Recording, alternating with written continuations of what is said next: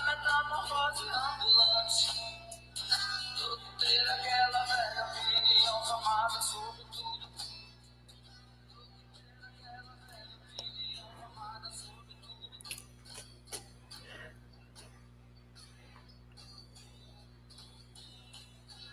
Eu quero dizer, agora posto do que eu disse antes. Só não canto porque não fui agraciado com uma boa voz. Boa tarde, pessoal. Quem não me conhece, meu nome é Marcos, um dos criadores do Geologia Geral, Instagram, YouTube, Twitter, logo mais Spotify, tudo isso. Hoje a gente vai falar sobre metamorfismo, um pouco de metamorfismo. Não, Gustavo, eu não vou dançar, não. Boa tarde, boa tarde, boa tarde, Gustavo, Paulo, Tayla, todo mundo que está acompanhando.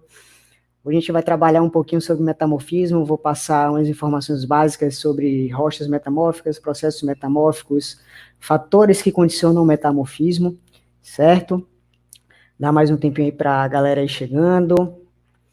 Grande Cairo.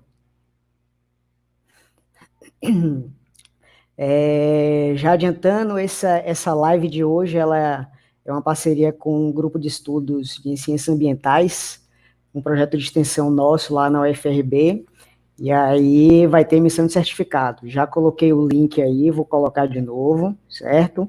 Enquanto a live estiver rolando, o link estará disponível aí para vocês solicitarem um certificado de participação como ouvinte dessa live.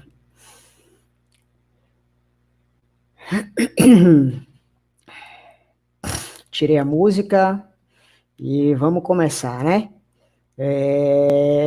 Deixa eu começar a compartilhar aqui minha tela.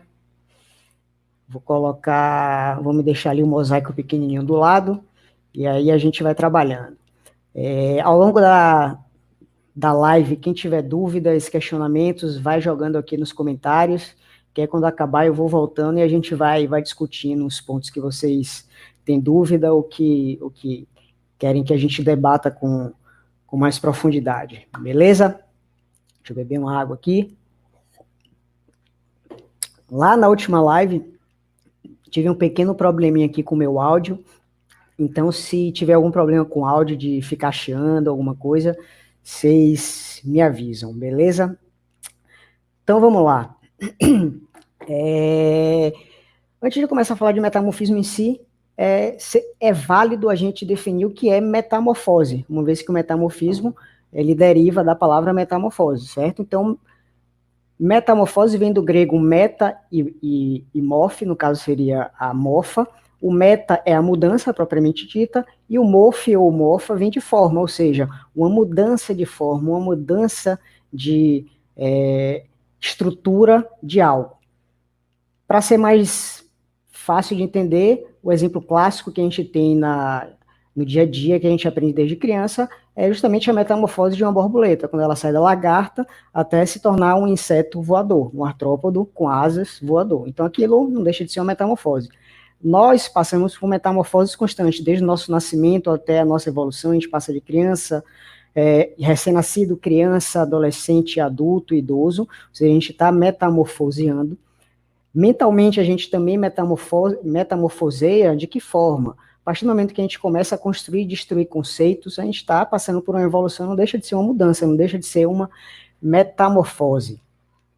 E atualmente a gente está passando por uma metamorfose. Que tipo de metamorfose? Relacionada à pandemia. A gente tem que ficar em casa, a gente tendo que criar novos hábitos, reinventar, ou seja, modificar. Isso não deixa de ser uma metamorfose. Então, deixando um pouquinho lá dessa filosofia barata que eu fiz aqui agora, vamos trazer o conceito de metamorfose para a geologia, certo? Então, o que seria o metamorfismo em si? O metamorfismo, ele nada mais é do que modificação ou modificações na assembleia mineral de uma rocha, certo? No seu estado sólido. Isso é muito importante de ficar bem claro. O metamorfismo ele ocorre sempre no estado sólido, ou seja, eu não parto de um material fundido para gerar um material metamórfico. Não. O metamórfico, a rocha metamórfica, a composição metamórfica, ela parte de algo já sólido para algo sólido modificado, certo? E essa mudança ela pode ocorrer a nível composicional, a nível textural ou a nível mineralógico. E ou composicional, e ou textural, e ou mineralógico. Por que e ou? Porque pode acontecer os três juntos, podem acontecer só dois, como pode acontecer só um, certo? E quem é que vai condicionar essa mudança, esse metamorfismo? A gente vai trabalhar isso ao longo dessa live, mas eu já posso adiantar que quem condiciona tudo isso são mudanças em condições de pressão, temperatura, profundidade, presença ou não de fluidos. Então, esses fatores é que vão possibilitar que um material passe por processos de mudança ou processos metamórficos, dando origem, então, a uma rocha metamórfica, certo? Então, a grosso modo, esse metamorfismo se inicia na interface entre o processo diagenético, ou seja, o processo de formação de rocha sedimentar, e o processo inicial do metamorfismo. Processo esse que se inicia em torno de 200 a 250 graus Celsius. Acima disso, ou seja, em temperaturas menores que isso, a gente tem processo de formação de rocha sedimentar, processos diagenéticos, e abaixo dessa temperatura, desse intervalo de temperatura, a gente já começa a ter um processo de metamorfismo. Então, esse é o limite superior.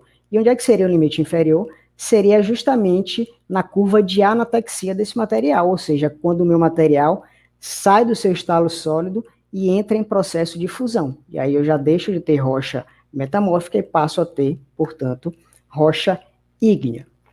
Então, recapitulando, metamorfismo tem um limite superior na interface entre processos diagenéticos e início do processo metamórfico, ou seja, diagênese, quem assistiu a minha última live vai lembrar, é o processo de formação de rocha sedimentar, e o meu limite inferior do processo metamórfico é a curva de anatexia, a interface entre o início da anatexia, ou seja, a fusão do meu material sólido, certo? E a parte superior é justamente onde ainda tem o material sólido passando por processos de modificação.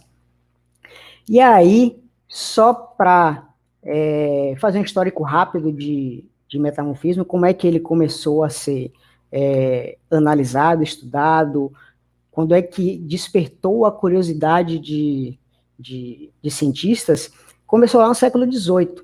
Quem assistiu à minha primeira live, quando eu falei dos princípios formadores do raciocínio geológico, vão lembrar que eu comentei de James Hutton.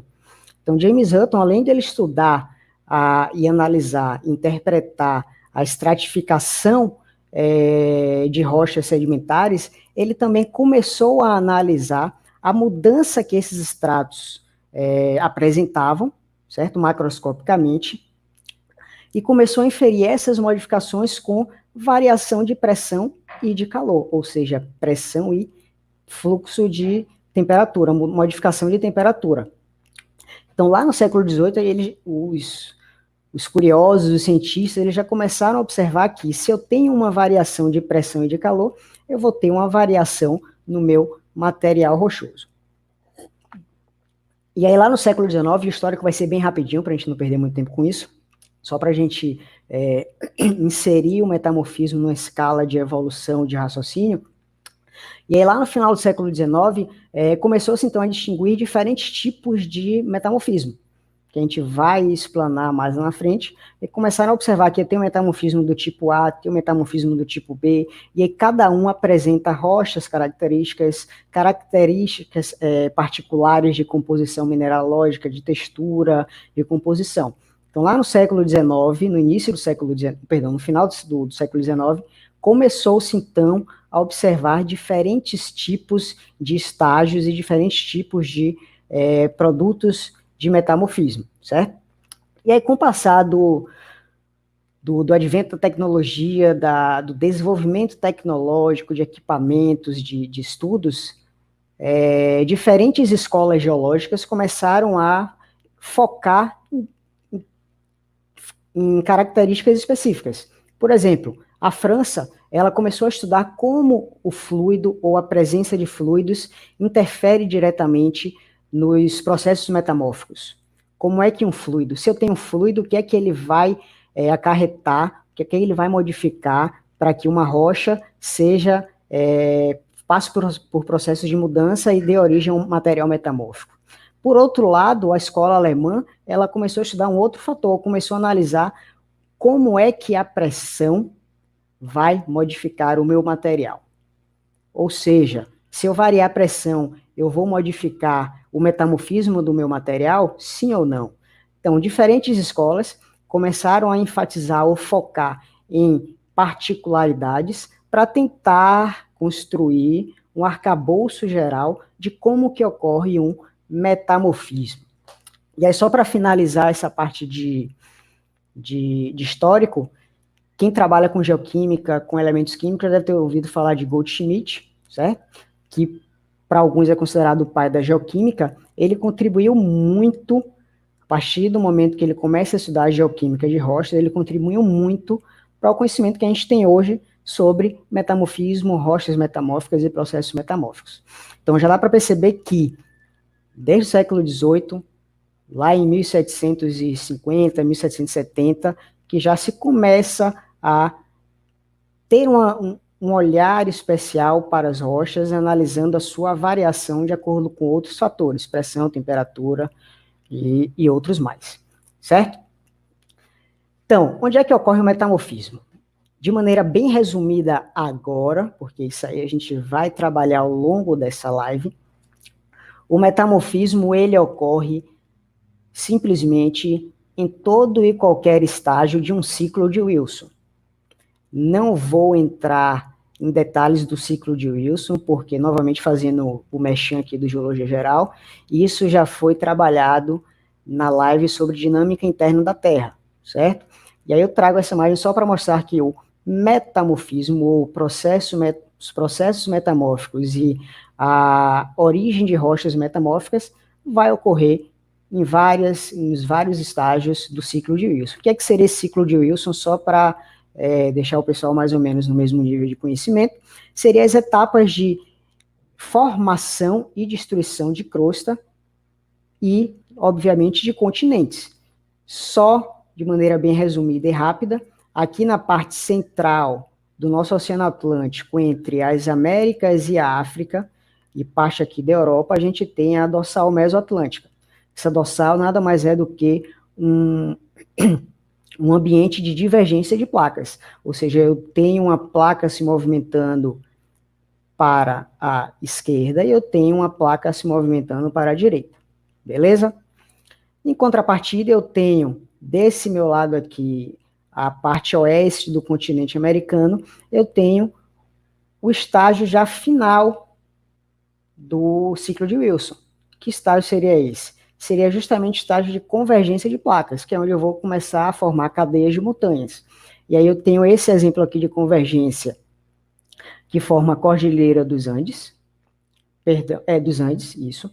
E aqui no outro lado eu tenho a Cordilheira do Himalaia, também um processo já final de fechamento do ciclo de Wilson, ou seja, uma formação orogenética de uma grande cadeia de montanhas que é a Cordilheira do Himalaia, certo? Então, entre o início e o final do ciclo de Wilson, todos os 6 estágios desse ciclo de Wilson, eu vou ter formação de material metamórfico.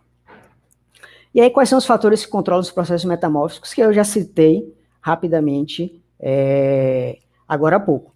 Eu vou ter temperatura, eu vou ter pressão, eu vou ter fluido e eu vou ter tempo. Então, são 4 principais fatores que controlam os processos metamórficos e que vão dar origem aos diferentes tipos de rocha metamórfica, certo? Vamos falar agora de um por um. Primeiro, temperatura. Quando a gente começa a falar de temperatura, a gente precisa ter em mente de onde é que vem esse fluxo de calor no interior do nosso planeta.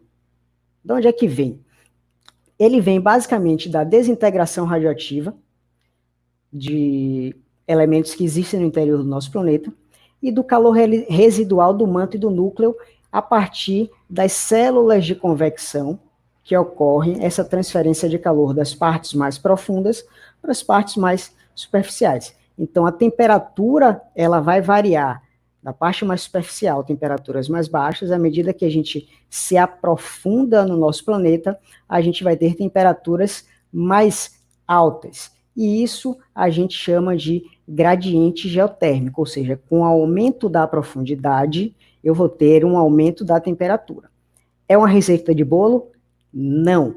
Mesmo a gente generalizando, dizendo que quando a gente aumenta a profundidade, a gente aumenta a temperatura, uma vez que a gente vive no planeta dinâmico, tectonicamente falando, a gente tem que sempre levar em consideração o ambiente tectônico que a gente está trabalhando, que a gente está analisando, para fazer essa análise de variação de temperatura relacionada à profundidade. E aí, aquilo que eu falei lá no início, claramente observado aqui nesse gráfico, se eu não me engano, ele é do Decifrando a Terra, certo? Onde eu tenho claramente aqui a interface superior separando a diagênese, formação de rochas sedimentares, com o início da formação de rochas metamórficas, e eu tenho aqui embaixo um limite B, apresentando justamente a interface de anatexia, campo ígneo, ou seja, a formação de material ígneo, e o limite inferior de formação de rochas metamórficas. Então, todo esse campo laranja corresponde a ambientes de formação de rochas metamórficas, certo? E aí eu tenho variações dentro desse meu campo metamórfico que vai variar de acordo com o ambiente tectônico que eu estou trabalhando. Se eu estou trabalhando com ambiente divergente, eu vou ter características de ambiente divergente. Se eu estou trabalhando com ambiente transcorrente, eu tenho outras características. Se eu estiver trabalhando com ambiente de convergência, eu tenho outras características. E aí isso vai interferir diretamente na temperatura e na profundidade. Beleza até aí? E aí eu já posso adiantar um outro conceito bastante interessante, que está relacionado a grau de metamorfismo, que a gente utiliza muito. Uma rocha de grau metamórfico baixo, uma rocha de grau de metamórfico alto ou médio. O que é que quer dizer grau metamórfico? Grau metamórfico está associado à relação ou inter-relação entre essas três variáveis aqui nessa tabela: pressão, temperatura e profundidade. O que quer dizer, então? Quando eu digo que uma rocha tem grau metamórfico alto, eu estou querendo dizer que, a grosso modo, ela se formou a pressões e temperaturas elevadas e a profundidades mais elevadas. Se eu digo que uma rocha ela apresenta um grau metamórfico baixo, ela foi formada em ambientes de pressão e temperaturas menores e associada a profundidades menores.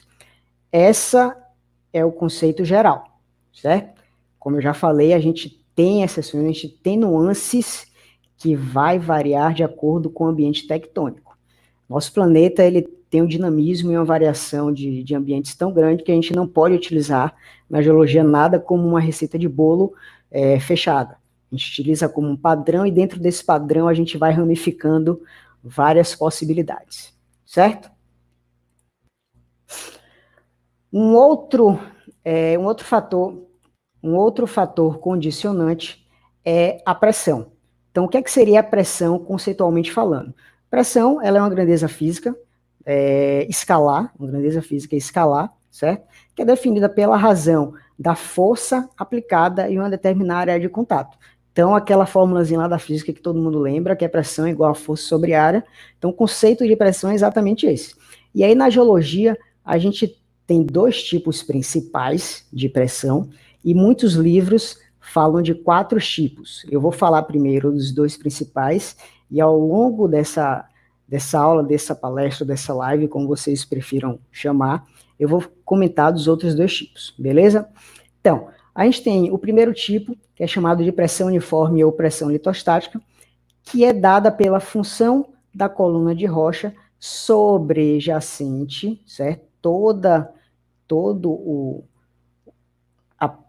Tudo que circunda o meu material esqueci a palavra aqui agora, aplica uma força de maneira constante sobre aquele meu pacote de rochas. Então, eu tenho força sendo exercida nessa minha rocha de maneira constante em todas as direções. Por isso que ela é chamada de pressão uniforme. Por outro lado, eu tenho a pressão diferencial, que é aquela pressão diferencial ou dirigida, onde eu tenho uma direção preferencial da força aplicada. Observem que, se na pressão uniforme eu tenho pressão sendo exercida de todas as direções, na pressão diferencial ou dirigida, eu tenho uma pressão máxima na direção preferencial. E aí, essa diferença vai promover na minha rocha características logicamente diferentes. Vocês já conseguem observar que eu tenho duas amostras de rocha apresentando características diferentes. Aqui eu tenho a rocha mais isotrópica, certo? E aqui você já consegue observar que eu tenho uma foliação ou uma lineação ou um direcionamento preferencial oriundo dessa pressão diferenciada que o meu pacote sofreu, certo? Então, a pressão litostática, à medida que o meu pacote ele se afunda ou aumenta a profundidade, ele começa a sofrer maior pressão litostática uniforme em todas as direções e todos os sentidos, certo? Então, imagine você pegando uma bola de meia, colocando, fechando toda a sua mão e apertando aquela bola de meia. Então, essa bola de meia está sofrendo uma pressão uniforme, litostática. Agora, se por outro lado, eu pegar a minha bola de meia e apertar assim, aqui a câmera aparecendo assim, eu estou imprimindo nela uma pressão diferenciada, uma pressão dirigida. E isso me permite, ou permite às rochas, melhor dizendo, que apresente uma foliação ou um direcionamento preferencial da sua composição, da sua mineralogia, do seu mandamento, certo? Então, vou voltar aqui novamente. Eu tenho um material isotrópico, oriundo de uma pressão uniforme, e eu tenho um material direcionado, oriundo da sua pressão diferencial. Então, eu tenho um direcionamento preferencial do material que compõe a minha rocha, certo? E só para vocês terem uma ideia, um modelozinho aqui esquemático, eu tenho a grafite, um bloco aqui hipotético de grafite, carbono, onde ele é formado dentro desse intervalo de temperatura, pressão e profundidade, certo? À medida que eu aumento a pressão sobre esse material, a tendência é que a temperatura comece a subir. À medida que a temperatura, pressão e profundidade que a minha grafite está sofrendo começa a se elevar, esse material tende a se desestabilizar como grafite e se estabilizar numa outra forma mais estável para as novas condições de pressão, temperatura e profundidade, que no caso seria o diamante. Então, um exemplo bem básico, onde eu tenho variação de pressão, temperatura e profundidade, que vai modificar ou metamorfosear o meu material, certo? Então, o material que ele era equilibrado numa pressão, temperatura e profundidade X, se esse material ele é alçado a uma pressão, temperatura e profundidade Y, ele vai se desestabilizar, porque no X é onde ele está estável, certo? E aí no Y ele vai apresentar características de estabilidade para as novas condições ambientais dele, ok? E aí um terceiro tipo de fator condicionante são os fluidos. Então, os sistemas metamórficos, ele contém uma fase fluida característica, constituído de água e gás carbônico, ou dióxido de carbono, que estão associados a algumas fases minerais que são hidratadas. Ou seja, a gente pega um mineral, a gente, logicamente, vê ele sólido, como eu já mostrei aqui em algumas lives, tanto aqui pelo YouTube como pelo Instagram. Eu já mostrei aqui algumas amostras de minerais que, logicamente, ela é sólida, é um material como essa caneta, sólida. Só que a composição do meu mineral apresenta água, ou seja, eu tenho água H2O na composição do mineral, e isso faz com que ele seja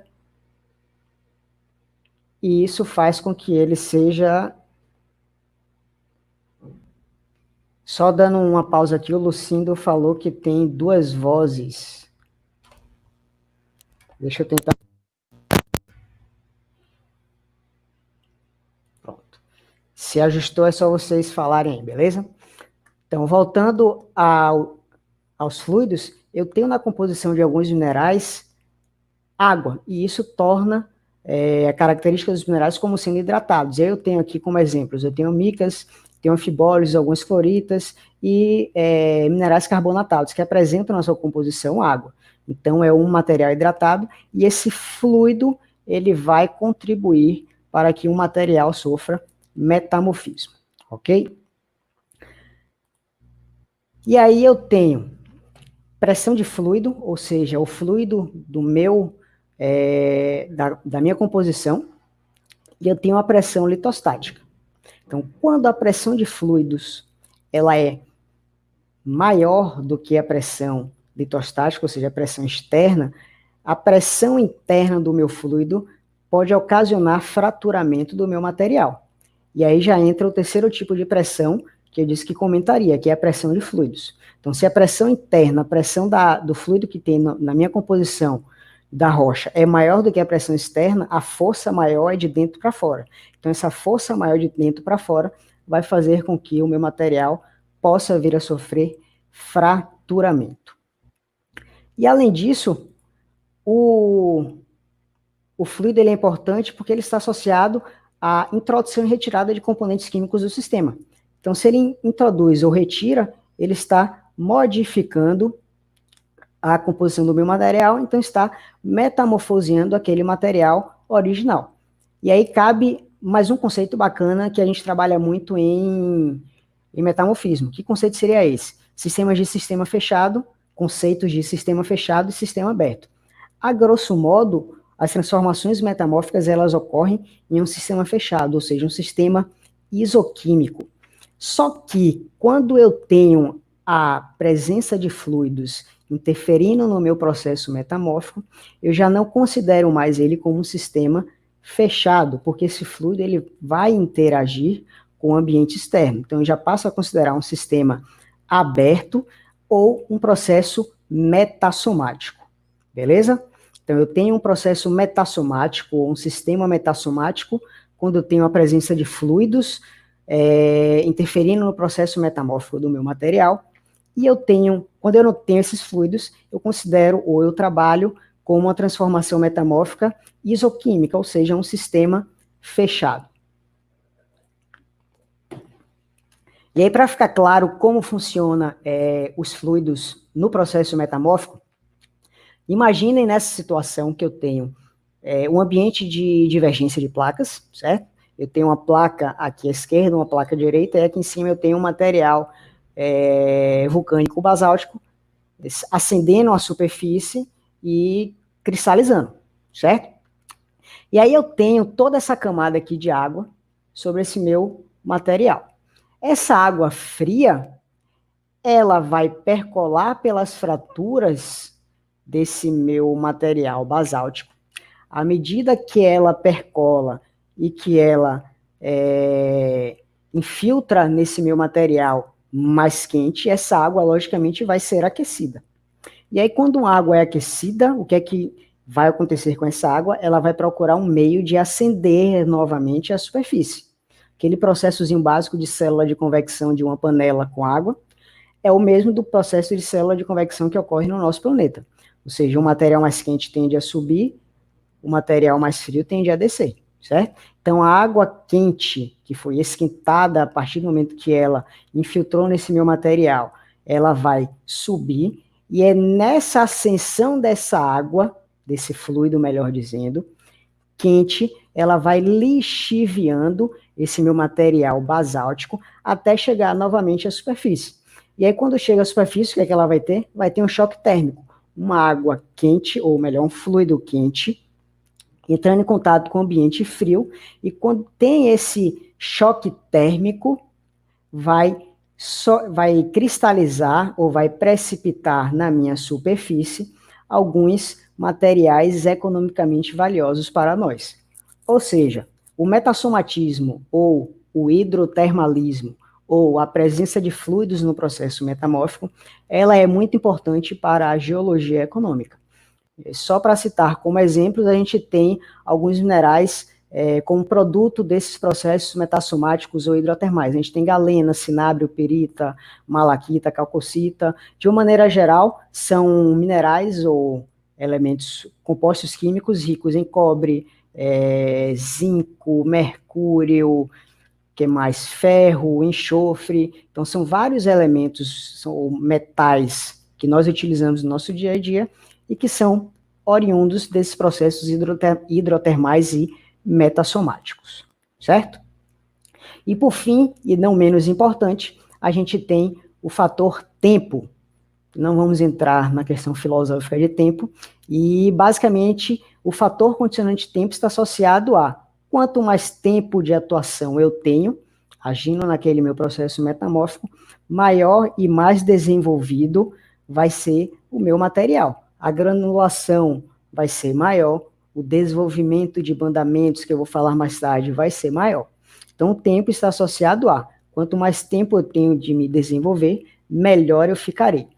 A gente pode fazer uma analogia com a mineralogia, o mineral e o cristal. O cristal, ele é um mineral que teve mais tempo para se desenvolver, ok?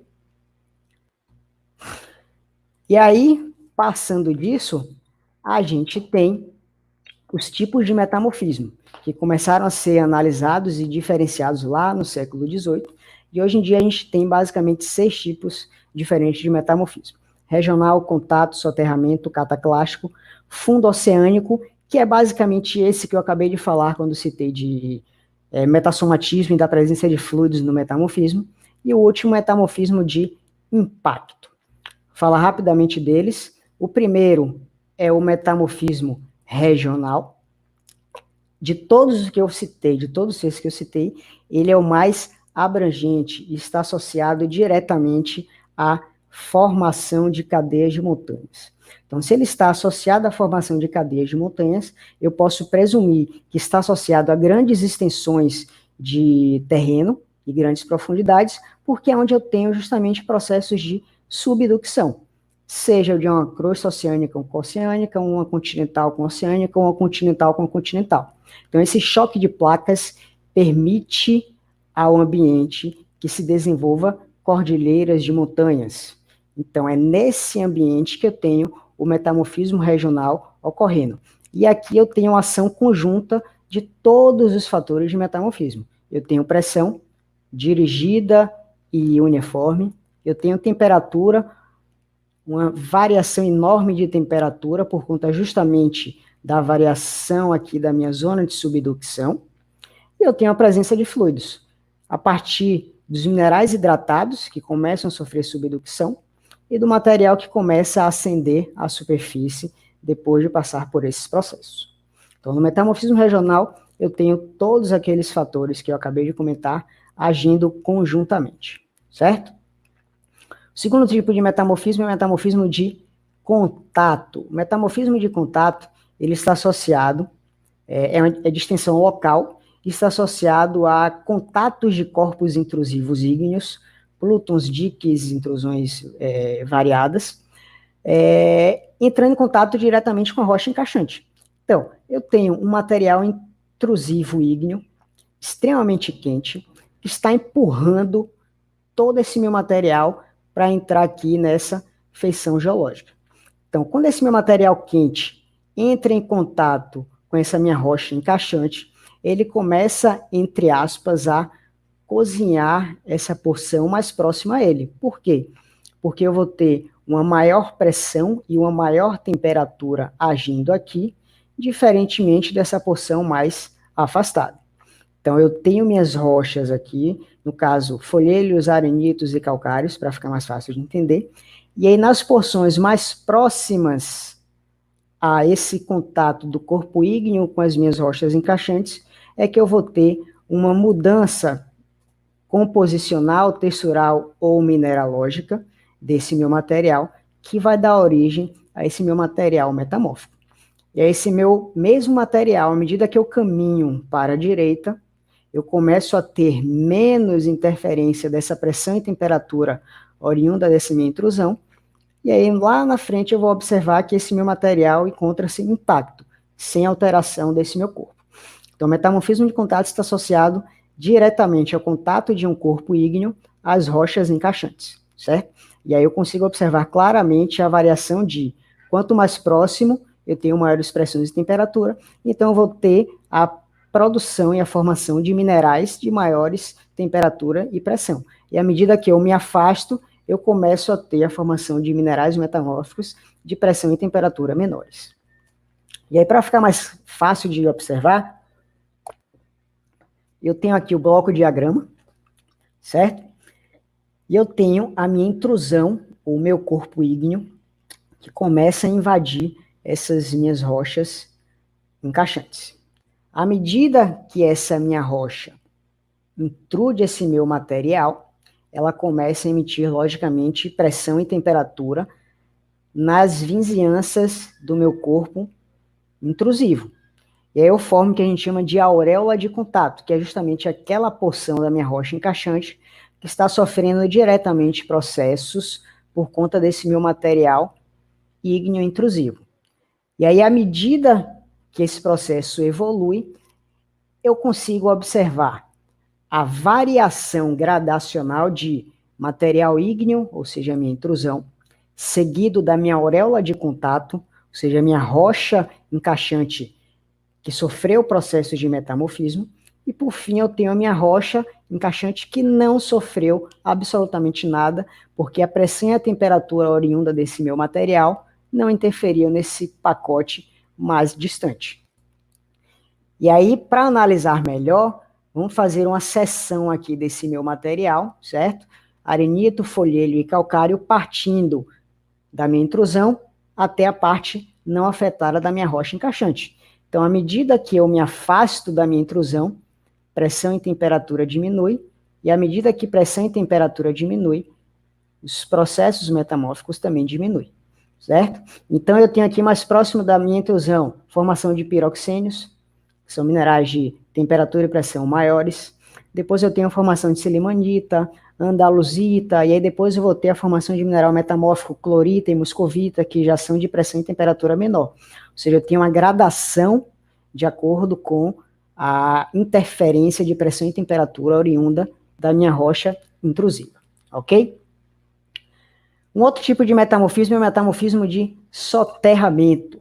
Está associado, logicamente, a material sedimentar depositado em bacias de subsidência, ou seja, que já apresenta subsidência no seu pacote sedimentar. E aí é interessante a gente falar de soterramento, porque nesse caso prevalece a pressão litostática, certo? Ou seja, uma pressão uniforme, oriunda de todos os sentidos e de todos os lados. E à medida que esse meu material subside, ou seja, é rebaixado, começa a sofrer interferência do fluxo de calor, olha o grau geotérmico aqui, começa a sofrer intemperismo desse fluxo de calor, e aí começa a sofrer metamorfismo. E aí o metamorfismo de soterramento, ele é muito interessante, porque, querendo ou não, ele tem uma associação com a geologia do petróleo. Mas aí vocês podem estar se perguntando aí, mas espera aí, o petróleo a gente encontra em rocha sedimentar. Você está falando de rocha metamórfica. Então, que caralho tem a ver o petróleo, que é de origem lá sedimentar, que a gente encontra em rocha sedimentar, com o metamorfismo? Então, como eu tenho aquela interface de diagênese para início do processo metamórfico, as empresas que trabalham com prospecção petrolífera, elas utilizam bastante um termo de embasamento econômico para nortear até onde elas podem fazer perfuração, ou seja, até onde é possível se encontrar petróleo. E aí, a depender do grau geotérmico local, o metamorfismo de soterramento, ele se inicia ali entre a profundidade de 6 a 10 quilômetros. Essa variação vai de acordo com os ambientes específicos, certo? E a temperatura variando de 100 a 200 graus Celsius. Ou seja, poços de petróleo são perfurados, a grosso modo, até temperaturas de 130 a 150 graus Celsius, porque passou dessa profundidade, a matéria orgânica que vai dar origem ao petróleo, ela vai ser convertida completamente ela é convertida completamente e não dá mais origem ao petróleo que está sendo procurado. Então, o embasamento econômico ele é bastante utilizado justamente para definir até onde a empresa de exploração petrolífera pode furar sabendo que vai encontrar petróleo. Passou daquela profundidade, nem adianta perder tempo e dinheiro, principalmente, porque sabe que eu já entro no processo de formação de rochas metamórficas, então eu não vou ter mais a possibilidade de encontrar petróleo e gás natural, certo? Um outro tipo de metamorfismo é o cataclástico ou dinâmico, associado a limite de placas transformantes ou transcorrentes, certo? Apresenta uma extensão local e a sua formação está associada à atuação de pressão dirigida, ou seja, uma pressão numa direção preferencial. Então, se eu tenho uma pressão dirigida preferencial, eu tenho uma diminuição do tamanho dos meus grãos, a grosso modo, e eu tenho a presença já de uma foliação, ou seja, de uma direção preferencial do material que compõe a minha rocha. E aí eu tenho os principais tipos de rochas, são os milonitos, são os foliados, relacionados a um material mais dúctil, e eu tenho os cataclasitos, que são os não foliados a grosso modo, estão relacionados a um material mais dúctil. Aqui alguns tipos de rochas oriundas desse tipo de metamorfismo cataclástico, certo? Onde eu tenho um material mais grosseiro, certo? Muito mal selecionado. E aí vocês podem observar que eu consigo definir ou interpretar, direcionamento preferencial do meu movimento transcorrente. A partir do momento que gera nos meus minerais maiores uma direção que possibilita essa interpretação. Não vou entrar muito, não vou aprofundar muito em particularidades do metamorfismo para que essa live não fique muito longa, certo? Poderia ficar aqui discutindo nomenclatura, texturas, estruturas, mas isso aí levaria 2, 3 horas, o que não é o caso. Não pretendo levar uma live com tudo isso daí. Ninguém aguenta, nem eu falando aqui.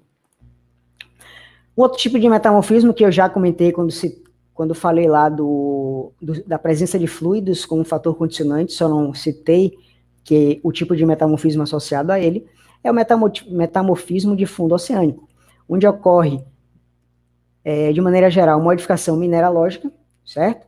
É um tipo particular do metamorfismo hidrotermal ou do metasomatismo e apresenta uma extensão local, ou seja, é associado justamente e principalmente a esses ambientes divergentes.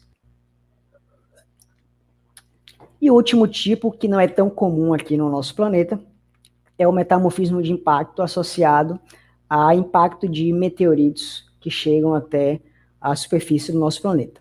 Logicamente, apresenta uma extensão local e chega a atingir altíssimas pressão e temperatura num curto espaço de tempo, que é justamente aquele espaço do impacto, certo? Então aqui já entraria o quarto tipo de pressão, que eu disse que comentaria, que é a pressão instantânea, que é uma pressão momentânea associada a esse impacto de um meteorito ou de um asteroide na superfície do nosso planeta, certo?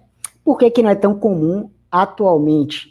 Porque a nossa atmosfera, ela nos protege, e aí todas aquelas estrelas cadentes, que não são estrelas que a gente vê riscando o céu, são na verdade fragmentos de asteroides que estão sendo queimados, estão sendo pulverizados pela nossa atmosfera. Por isso que a gente não tem tanta cratera, não tem tanto impacto desses materiais ocorrendo no nosso planeta. Só que se a gente olhar para a Lua, a gente vai observar que a Lua ela é cheia de crateras. Como ela não tem uma atmosfera que a proteja, então os fragmentos de asteroides, eles conseguem atingir muito mais a Lua. Então, só para a gente ter esse entendimento de que a nossa atmosfera nos protege atualmente desses impactos de asteroide. Claro que lá no passado, nosso planeta, quando a gente não tinha uma atmosfera formada ou bem formada, o impacto desses materiais espaciais eram muito maiores. A gente pode citar como exemplo o asteroide que extinguiu ou fez parte do processo de extinção dos dinossauros.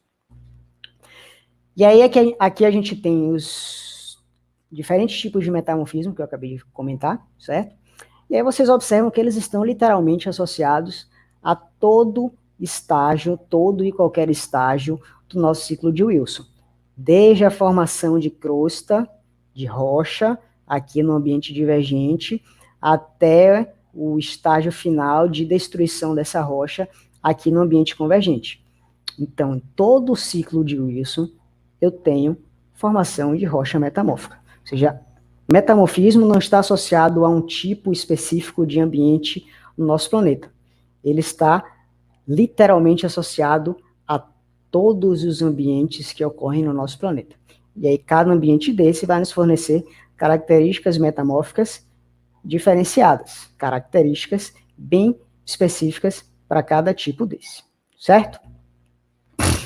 E aí, falando rapidamente de texturas e estruturas de rochas metamórficas, vocês repararam que eu fico me movimentando bastante, né? Então, quem é meu aluno sabe que eu não consigo ficar parado muito um tempo, então se acostume com essa minha movimentação aqui sentado.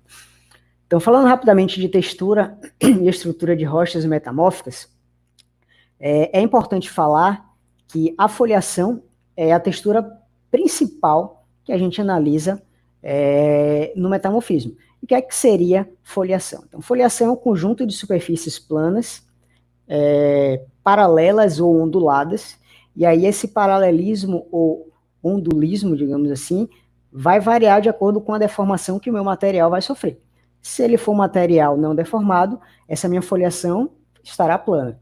Se meu material sofreu deformação, esse meu material vai sofrer ondulamento ou até mesmo fraturamento, ou seja, presença de dobras e presença de falhas. Aí já entra a associação do metamorfismo com a geologia estrutural, certo? E aí a foliação, ela é em função de alguns aspectos. Tamanho dos cristais, natureza da foliação, intensidade de segregação e grau metamórfico. E aí vocês conseguem observar aqui que eu tenho sempre aumentando da esquerda para a direita. Aumento do grau metamórfico, ou seja, aumento de pressão, temperatura e profundidade. Aumento do tamanho do cristal. Aumento da espessura da foliação. Ou seja, a grosso modo, quando eu aumento o grau metamórfico, eu aumento, de maneira geral, o tamanho do meu cristal e aumento a espessura da foliação. E aí a gente tem aqui 5 rochas metamórficas, também na ordem de menor grau até maior grau, onde a gente consegue observar claramente que na ardósia a gente tem foliações planas ou praticamente planas, paralelas, quase indefiníveis. Os minerais, os grãos minerais, a gente não consegue observar a olho nu. E aí, à medida que a gente aumenta o grau metamórfico, a minha foliação começa a ficar mais espesso, o meu mineral começa a crescer, o meu cristal começa a crescer, e a minha foliação começa a crescer. Então, eu saio de uma foliação e começo a ter já aqui no alto grau, de médio a alto grau, eu já começo a ter um bandamento por segregação de composição, certo? Que é muito comum. Quem estiver assistindo já viu gnaisses e migmatitos, sabe que eu tenho um bandamento composicional muito bem estratificado, onde eu tenho uma parte mais escura e partes mais claras, onde as partes mais escuras apresentam uma composição química e mineralógica diferente das partes mais claras. Então, essa segregação composicional, ou esse bandamento composicional, está associado diretamente ao aumento do grau de metamorfismo desse meu material, ou seja, o aumento de pressão, temperatura e profundidade. Esse é o padrão, repetindo pela milésima vez aqui nessa live, esse é o padrão, mas a gente tem que analisar sempre o ambiente tectônico que a gente está estudando, certo? E aí aqui alguns tipos de rochas oriundas desse metamorfismo regional, onde eu tenho um material mais isotrópico, ou seja, sem apresentar muita deformação. Aqui eu já tenho a formação de minerais grandes numa matriz, menor.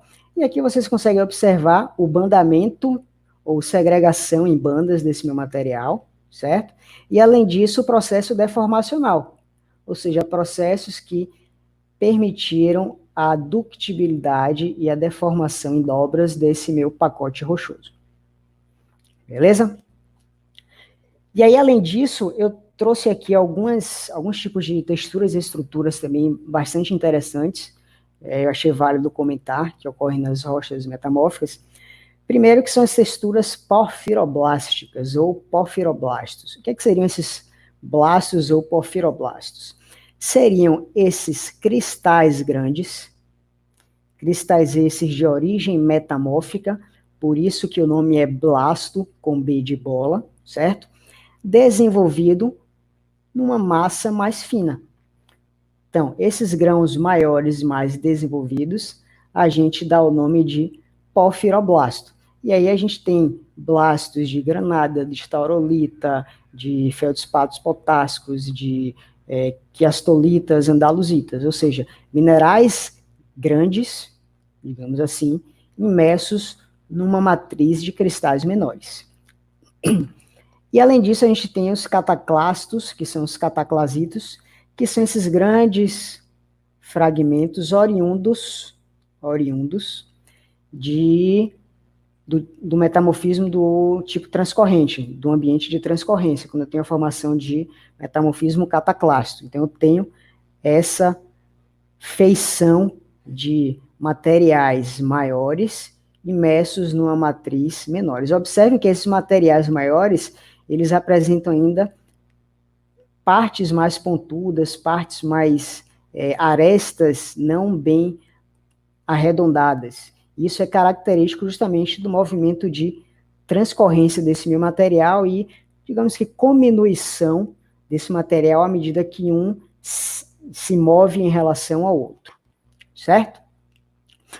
Não sei se dá para ver bem aí, e aí só para citar aqui rapidamente, que eu não vou entrar em questão de nomenclatura de rochas, mas eu vou citar algumas das principais rochas metamórficas que a gente conhece. Então a gente tem o gneiss, setinha aqui, o gneiss, que é oriundo de uma rocha granítica ígnea. A gente tem o xisto, que é oriundo de uma rocha sedimentar, que é o argilito. A gente tem o quartzito, que é uma rocha metamórfica oriunda de um arenito. A gente tem o mármore, que é uma rocha metamórfica oriunda de uma rocha calcária. E aí a gente vai ter anfibolitos, a gente vai ter granulitos, a gente vai ter migmatitos, uma série de rochas metamórficas que a sua formação está associada diretamente ao ambiente onde ela se formou e a rocha protólito ou a rocha parental que deu origem à minha rocha metamórfica, certo?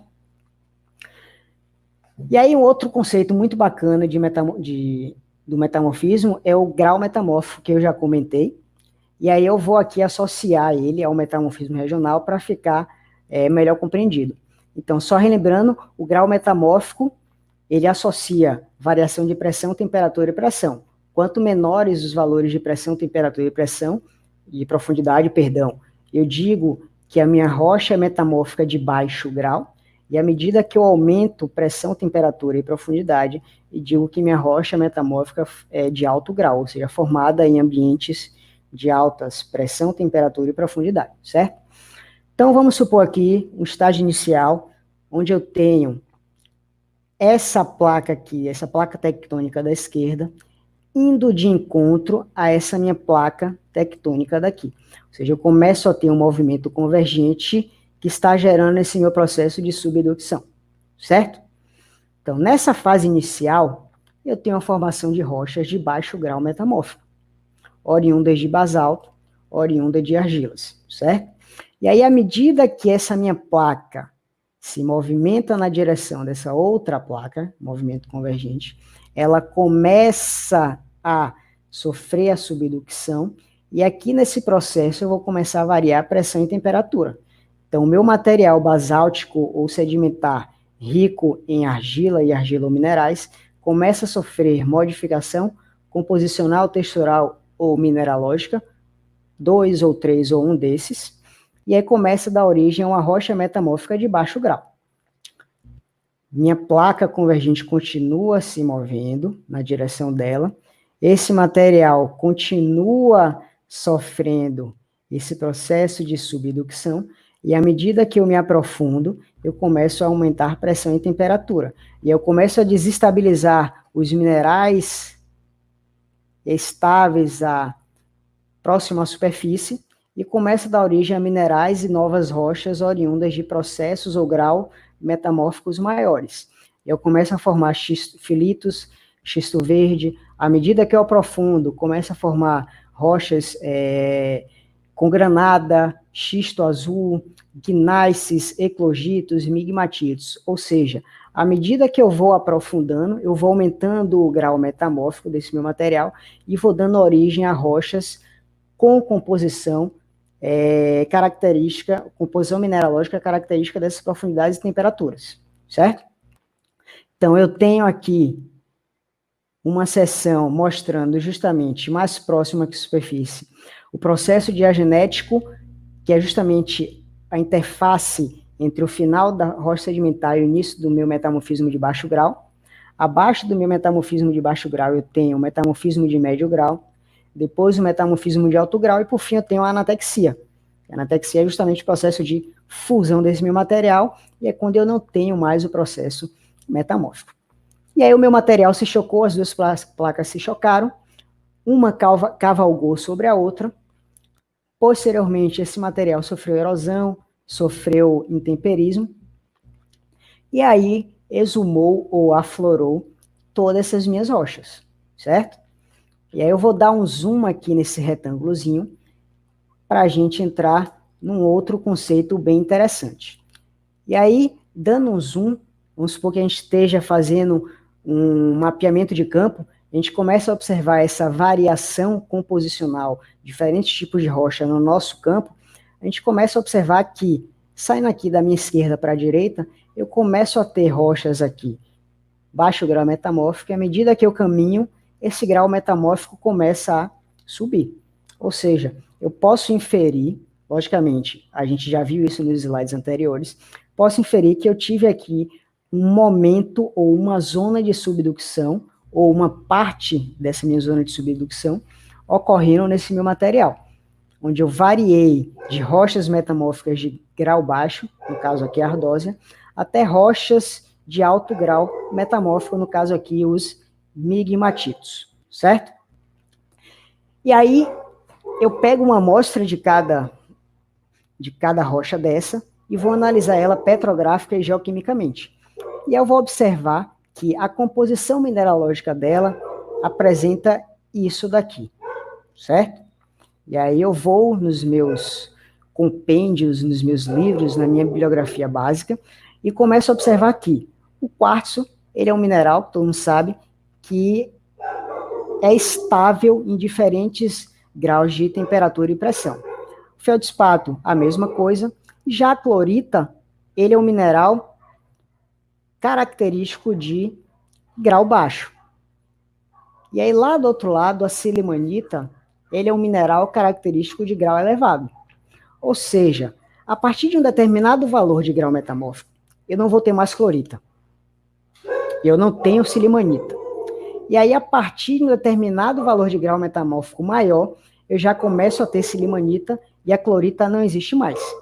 E aí, esses minerais característicos de graus metamórficos, a gente dá o nome de mineral ou minerais índices. Por quê? Porque ele apresenta ou ele se forma dentro de uma variação restrita de pressão e temperatura, ou seja, de grau metamórfico.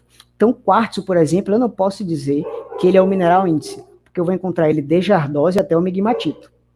Então, vou encontrar ele em rochas que se formam 150 a 200 graus Celsius, até rochas que se formam 900, 800 graus Celsius. Mas se encontrar uma rocha que tem já silimanita, e eu sei que a silimanita, ou a estaurolita aqui em cima, ela é característica de um ambiente de grau metamórfico médio a alto, eu sei que aquela minha rocha está associada à formação de pressão e temperatura média a alta, certo? Então, esse é o conceito de mineral índice ou minerais índices, e a partir dessa divisão, vou voltar aqui rapidinho, que a gente fez nesse nosso campo aqui, que a gente conseguiu, no nosso caminhamento, observar essa gradação, essa gradação metamórfica, a gente pode gerar zonas metamórficas com base nesses minerais índices. E aí eu trago aqui para vocês esse mapa clássico de Barrow, que ele fez na Escócia, certo? Onde ele usou esses minerais índices justamente para determinar essas zonas metamórficas de formação e diferenciar os graus metamórficos dessas rochas. Então, mais próximo aqui, cadê o mouse? Pronto. Mais próximo aqui, eu tenho a biotita, e à medida que eu avanço para o interior, eu tenho a formação de minerais de grau metamórfico maior, certo? E aí, associado às zonas metamórficas, a gente tem as faces metamórficas. Não vou entrar em detalhes de faces metamórficas, trouxe aqui apenas as principais faces, eu vou falar rapidamente delas. Então, inicialmente, é importante definir o que é face metamórfica.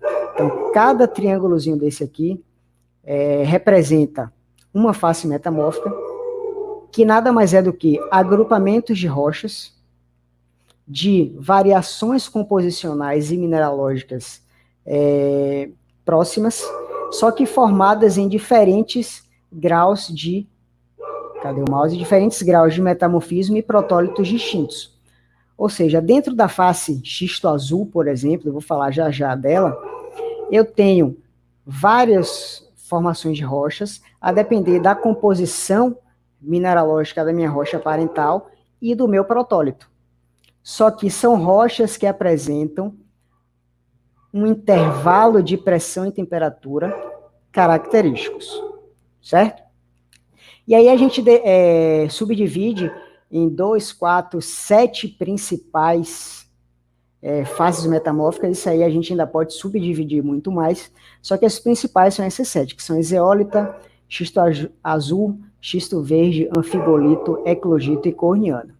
Então, observem que cada face dessa, associada a valores de pressão, temperatura e profundidade característicos, certo? Então, começando aqui das cornianas, elas estão associadas a metamorfismo de contato, ou seja, eu tenho profundidade baixa, uma vez que meu metamorfismo de contato acontece por conta da intrusão, entrando em contato com minha rocha encaixante, certo? A profundidades mais baixas. Eu tenho as zeólitas, que são oriundas de metamorfismo de rochas vulcânicas, basaltos, apresentando como característica pressão e temperaturas mais baixas. Eu tenho ainda, cadê o mouse? Certo. Eu tenho ainda aqui o xisto verde, que está associado à ocorrência do mineral clorita, por isso que a gente tem o verde, dando nome a esse xisto. A gente tem também os anfibolitos associados a grande quantidade de anfibólios. A gente tem os granulitos associados a rochas máficas, rochas vulcânicas máficas, e vocês observam que já tem um grau mais alto de temperatura e pressão formando esse meu material. Eu tenho aqui já a formação de piroxenitos, ou seja, rochas ricas em piroxênio. Eu tenho ainda o xisto azul, que é uma rocha que apresenta pressão alta, só que temperatura não tão alta. E aí esse nome xisto azul, esse azul, está relacionado ao glaucofânio, que é um anfibólio de cor azulada. E aí, por fim, eu tenho o eclogito aqui embaixo, que está relacionado a altíssimas pressões, acima de 10 kilobars, e temperaturas altas a moderadas.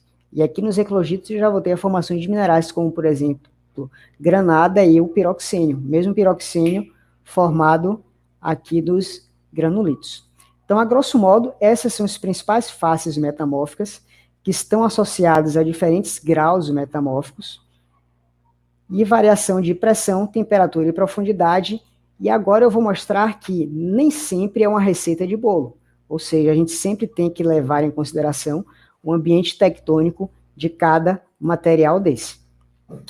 E aí eu tenho, por exemplo, uma evolução metamórfica em zona de subducção, eu tenho basicamente rochas de faces metamórfica zeólita, evoluindo pelo xisto azul, formação de glaucofânio, até dar origem a rochas eclogíticas, ou seja, da faces eclogitos, já com formação de granada e piroxênio. Em contrapartida, eu tenho aqui já uma crosta continental, um ambiente de crosta continental mais estável, ou seja, o final do ciclo de Wilson, o último estágio do ciclo de Wilson, onde eu tenho uma evolução metamórfica muito mais madura, passando de zeólita nas partes mais superficiais, xisto verde, um grau metamórfico intermediário, passando pelos anfibolitos e chegando até os granulitos. E aí eu tenho duas curvas de evolução metamórfica bastante interessantes relacionadas a ambientes de vulcanismo. O primeiro, onde eu passo de zeólitas, eu chego até granulito, que é nessa porção aqui mais interior do nosso planeta, relacionado a essas intrusões e o contato com as encaixantes.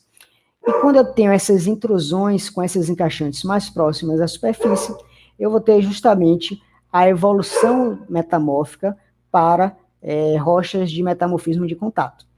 Ou seja, eu tenho ambientes tectônicos relacionados diretamente à formação de rochas de cada face metamórfica. Beleza? Então, para ficar fácil, não sei se tá bacana para enxergar. Então, partindo aqui da diagênese, quando eu não me aprofundo muito no nosso planeta, eu tenho a predominância de metamorfismo de contato, ou seja, alta temperatura e baixa pressão. Quando eu tenho um gradiente normal de pressão e temperatura, ou seja, um aumento proporcional de temperatura e pressão, eu tenho uma evolução mais madura desse biometamorfismo, passando do metamorfismo de baixo grau, próximo daqui a interface com a diagênese, depois o metamorfismo de médio grau, xisto verde, por exemplo, até chegar ao metamorfismo de alto grau nas faces anfibolito e granulito. E aí, quando eu tenho alta pressão e baixa temperatura, que é essa porção aqui à esquerda, eu tenho um metamorfismo associado àquela zona de subducção.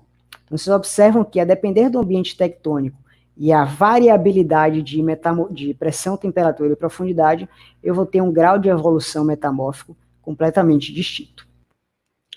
E aí, já terminando, a gente falou de gradiente geotérmico, falou de grau de metamórfico, e aí essas análises, elas levam em conta pressão, temperatura e profundidade, só que de uma maneira mais, digamos que estática.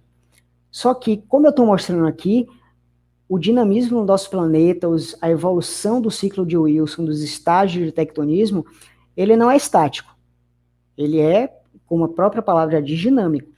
Então, eu não posso analisar única e exclusivamente, levando em consideração uma variação, digamos que grosseira, desses parâmetros, pressão, temperatura e profundidade. E aí, no metamorfismo, a gente trabalha muito com a ideia de trajetória de pressão e temperatura.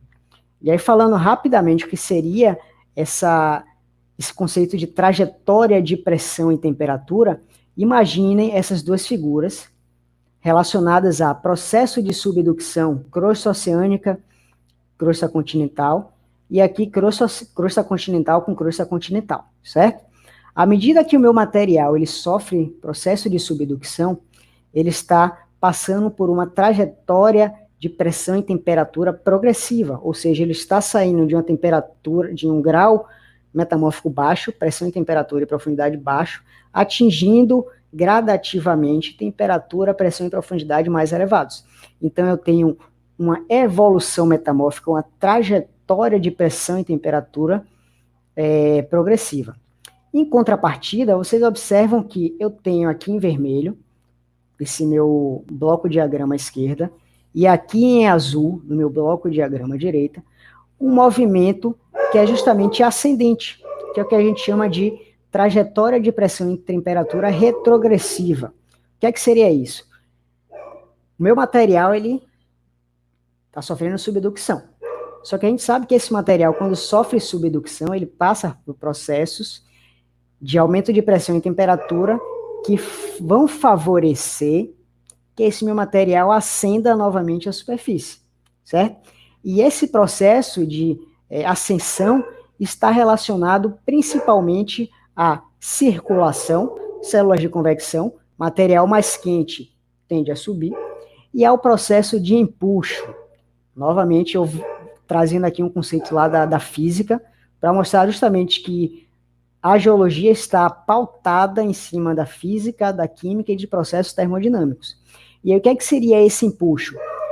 De maneira bem simples, imagine vocês pegando um pedaço de isopor, colocando em cima de uma superfície aquosa, numa piscina, por exemplo, empurrando esse bloco de isopor para baixo d'água. Quando você solta, o que é que vai acontecer? Esse material vai ascender rapidamente. Por quê? Porque ele tem uma densidade muito menor e ele vai buscar sempre estar na porção superficial. Então, os processos físicos de empuxo e de circulação natural ou circulação convectiva vão favorecer a essa trajetória de pressão e temperatura retrogressiva. Então, eu tenho a trajetória de pressão e temperatura progressiva, aumento de pressão e temperatura de grau metamórfico mais baixo para mais alto, e eu tenho a trajetória de pressão e temperatura retrogressiva, que é justamente o contrário, quando esse meu material, ao chegar em porções mais profundas, começa um processo de ascensão.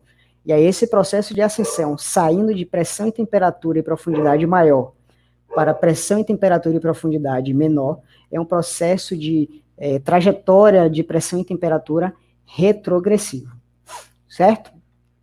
E aí, finalizando de vez, uma imagem aqui geral do ciclo das rochas, mostrando que as rochas metamórficas, elas fazem parte do conjunto do ciclo de das rochas, e a gente, por mais que a gente separe o estudo das ígneas, das metamórficas e das sedimentares, a gente tem que analisar o processo como um todo. Então, a rocha metamórfica faz parte do processo natural de ciclo das rochas. Só um adendo, esse cachorro latino aí, quem acompanha minhas lives já sabe quem é, né?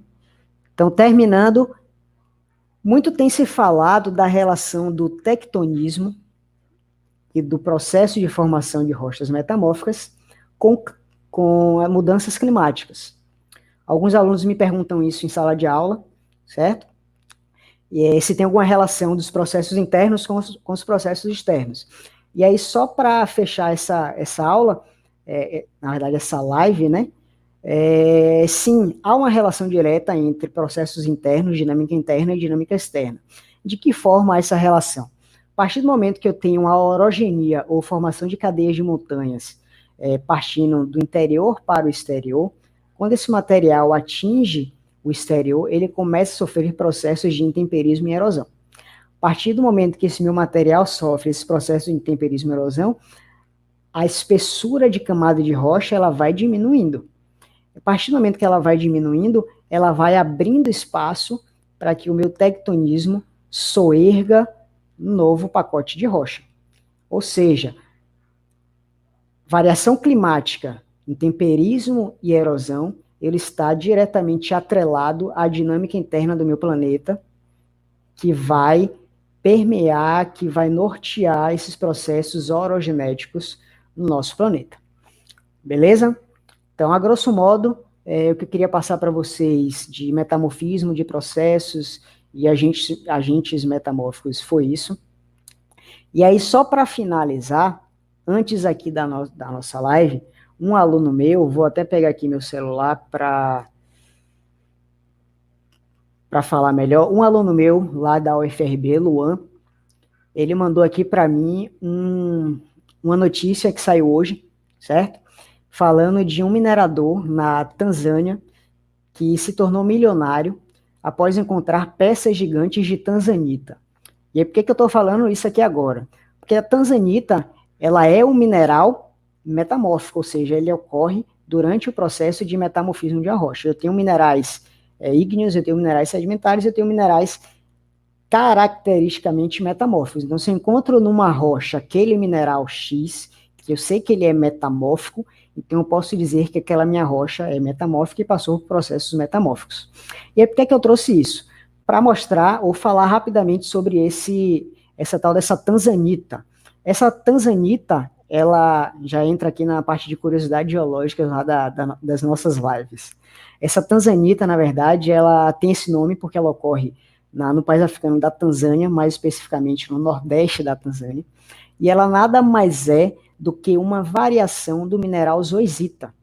E a zoisita é um silicato de cálcio e alumínio que faz parte do grupo maior, que é o grupo dos epidotos ou epídotos. Tem gente que fala epidoto, tem gente que fala epídoto. E aí a tanzanita, essa variação da zoisita recebe esse nome de tanzanita, única e exclusivamente por conta da sua coloração. Ou seja, aí já entra a questão de elementos cromóforos, ou seja, a inserção de elementos químicos que vai ocasionar a variação da cor de um mineral. Então, o vanádio, ele entra na estrutura química desse meu mineral, dessa minha zoisita, certo? E vai dar a esse meu mineral uma coloração específica, que varia ali do azul bem escuro para o roxo, para o violeta. Ou seja, a tanzanita, ela é um mineral, é uma zoisita, certo? Do grupo dos epidotos, um silicato de cálcio e alumínio, que tem esse nome por conta da presença do vanádio, que dá essa coloração a esse meu mineral. E aí ela é extremamente cara, acho que aqui tem até o valor que esse minerador vai receber, aqui ele vai receber por essas duas amostras grandes, cerca de 18 milhões de reais. Por que o valor é alto? Por conta da sua raridade em termos de ambiente espacial. Como ela ocorre especificamente no nordeste da Tanzânia, então isso torna esse mineral raro, logo o valor agregado dado a ele é muito maior, certo? E aí só para terminar essa curiosidade geológica da tanzanita, não pode ser considerado um mineral índice. E aí eu já vou voltar lá para o conceito de mineral índice, utilizando essa curiosidade aqui da tanzanita. Por que eu não posso considerar a tanzanita como um mineral índice? Porque a tanzanita, na verdade, ela ocorre em tipos de metamorfismo regional e termal, aquele metamorfismo de contato, de baixo a médio grau, certo? Ou seja, se eu tenho uma variação de baixo a médio grau, e ela ocorre em tipos diferentes de metamorfismo, do regional ao metamorfismo de contato, eu não posso utilizar esse mineral, a tanzanita ou a zoisita, como um mineral índice. Eu tenho que analisar a zoisita e outros minerais da minha rocha, que eu estou analisando, para ter uma certeza maior de qual o grau metamórfico daquela minha rocha, certo? E aí esse mineral, só para terminar, está associado também a alguns eventos de hidrotermalismos pontuais que ocorrem em alguns ambientes, eventos de salsuritização de plagioclase, etc., que mais? Sericitização de sericitas e calcitas, associados também a eclogitos. A gente pode encontrar esse mineral associado a eclogito, aí se a gente voltar lá em faces metamórficas, a gente já vai ver que eclogito já apresenta uma pressão muito maior, corroborando que essa tanzanita a gente não pode usar como mineral índice, certo? E aí, para fechar, era basicamente isso. Trazer essa curiosidade dessa tanzanita, que já casei essa curiosidade da tanzanita com conceitos de tipos de metamorfismo, o hidrotermalismo, que é o metassomatismo, tipos de faces metamórficas, diferentes graus de metamorfismo, certo? Então, pessoal, basicamente é isso. Vou voltar aqui agora para essa cara feia. Vocês não aguentam mais falar, certo? E aí, uma última informação que, na verdade, eu esqueci de falar lá no início da live, que eu tenho um probleminha de memória, que, na verdade, essa live, ela seria feita por mim, eu e Diego. Diego, para quem não sabe, faz parte do Geologia Geral, eu, Diego e Lucas, certo? Só que, por questões de saúde, Diego não pôde participar. Não é Covid, não é coronavírus, não é nada, certo? Ele teve uma indisposição e aí não pôde participar, e aí, para não deixar vocês na mão, uma vez que a gente já tinha combinado dessa live aqui, eu tomei a coragem de fazer essa live sozinho, beleza? Deixa eu ver se tem alguma pergunta aqui. Se alguém tiver algum questionamento, só lançar aí nos comentários, certo?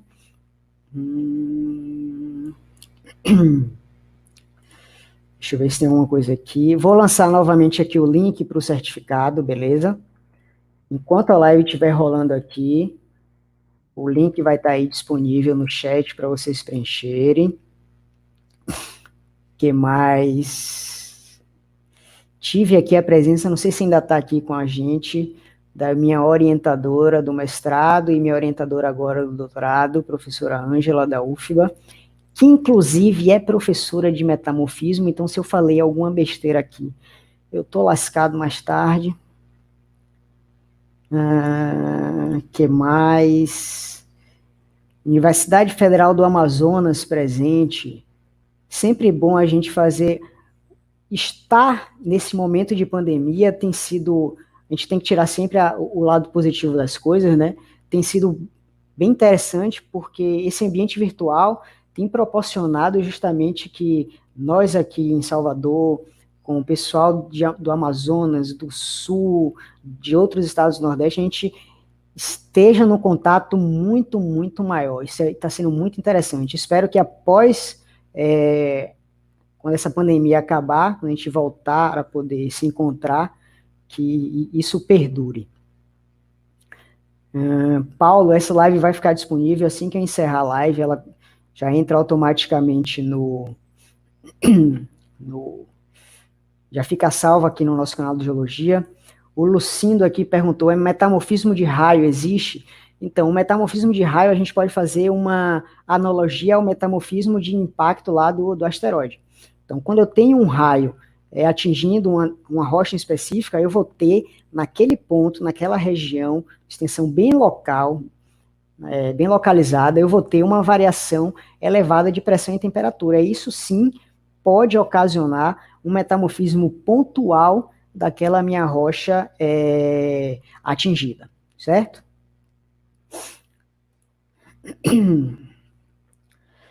Então, pessoal, é isso. Não estou vendo aqui mais dúvidas. Queria agradecer a presença de vocês. Passou aqui um pouquinho do tempo. A intenção era levar até 1 hora. Passou aqui 20 minutinhos, mas quem é meu aluno sabe que eu tenho um certo probleminha de raramente conseguir terminar uma aula em um dia. Eu sempre trago novas informações, novos questionamentos, e aí sempre o assunto rende. Isso é uma coisa que eu gosto bastante, certo? Então, quando eu programar uma live para 1 hora, sempre saibam que vai passar um pouquinho mais, 15, 20 minutos. Beleza? Pessoal, eu vou encerrar aqui nossa live, certo? Queria agradecer a vocês. Muito obrigado pela participação, pela interação. Lembrando, sigam a gente aqui no Geologia Geral, a gente sempre vai estar fazendo lives, tanto de conteúdos mais básicos, a gente vai começar a entrar agora em alguns conteúdos mais elaborados, mais específicos. Lá no nosso Instagram, a gente está sempre postando material, a gente está até em débito, que já tem alguns dias que não está postando muita coisa por conta dessas lives, a gente vai voltar a postar, mas a produção é constante, a gente já tem muito material aqui, só para dar o start lá no material. O que mais? Aqui no próprio YouTube já tem, se eu não me engano, 4 ou 5 vídeos programados de conteúdo, então com o tempo eles já vão começar a ser disparados, então não deixem de seguir, assinem lá o tal do... Vou dar uma de blogueiro agora. Ativem o sininho para receber as notificações, certo? A gente está iniciando no Twitter. Logo a gente vai estar no Spotify, a gente vai levar os áudios dessas lives também para o Spotify e gerar outros conteúdos no Spotify. Mas, por enquanto, principalmente estamos no Instagram e aqui no YouTube. São as nossas principais plataformas de interação. Então, sigam a gente aqui, sigam a gente lá. O nome é sempre o mesmo, que é Geologia Geral, certo? Jefferson aqui, que é meu aluno lá na FRB, falando aqui que ele sabe bem como é essas minhas aulas que rendem, certo? Então, eu queria agradecer a vocês, muito obrigado. Assim que a gente tiver novas lives, a gente vai informar, principalmente lá no nosso Instagram, no nosso feed, no nosso Stories. Acompanhe a gente para ficar por dentro de tudo. E quem quiser participar também em lives com a gente, é só entrar em contato. Lembrando que a gente não fala só de geologia. Para a semana, a gente já vai ter live no Instagram falando já de meio ambiente. A gente vai ter live associando geologia com engenharia. Vai ter live associando geologia com geopolítica. Ou seja, a gente quer mostrar que a geologia ela está em vários campos de atuação, interagindo com várias outras áreas profissionais, beleza? Então fiquem ligados. Vou encerrar porque já estou falando demais. Muito obrigado a todos vocês e a gente vai se falando, beleza?